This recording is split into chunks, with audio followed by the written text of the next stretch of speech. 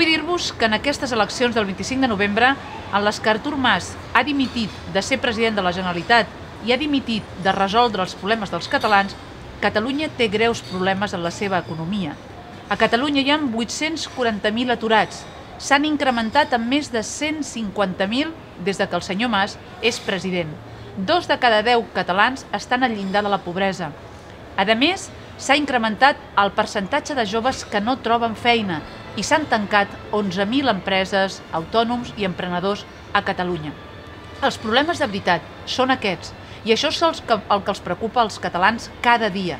El Partit Popular té com a objectiu resoldre aquests problemes i també, si és un partit fort, evitar que ens separin de la resta d'Espanya negociant i millorant el finançament a Catalunya. Vota el Partit Popular.